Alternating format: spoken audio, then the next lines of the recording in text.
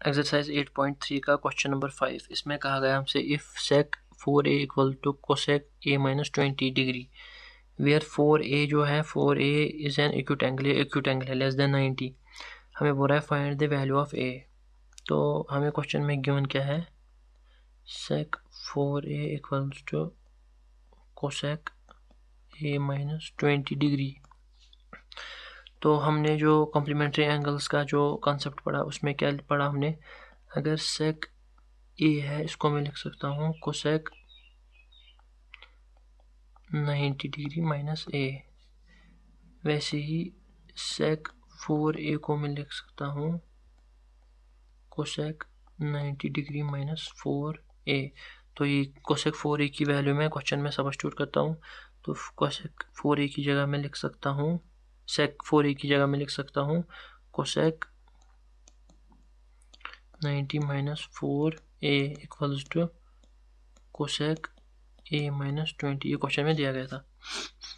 अब हम दो ट्रिग्नोमेट्रिक रेशियोज कब आपस में इक्वल होते हैं, जब उनके एंगल्स बराबर हो। अगर ये वैल्यू बराबर होगी तो ही मैं बोल सकता हूँ कोसेक ये वाला एंगल इक्वल्स टू कोसेक ये वाला angle.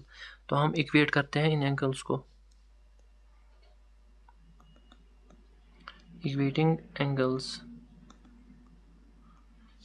Angles 90 degree minus 4a equals to a minus 20 degree.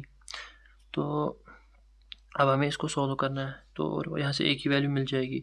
तो जो ये 20 डिग्री है माइनस 20, इसको मैं इक्वल टू के इस साइड लाता हूँ तो ये प्लस बन जाएगा 90 डिग्री प्लस 20 डिग्री।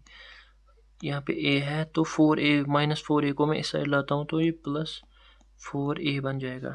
मैंने क्या किया, सिंपली माइनस 20 को इस साइड लाया तो प्लस बन गया इक्वल टू के इस साइड, और माइनस 4a के इक्वल टू के इस साइड लाया तो प्लस 4a बन गया।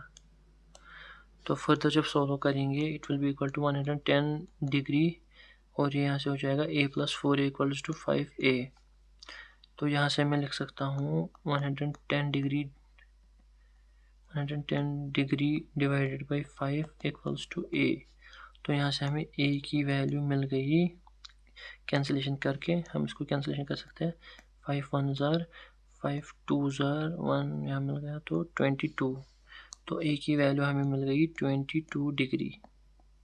तो क्वेश्चन में बोला था a की वैल्यू फाइंड करने को, तो यह है इस क्वेश्चन का आंसर।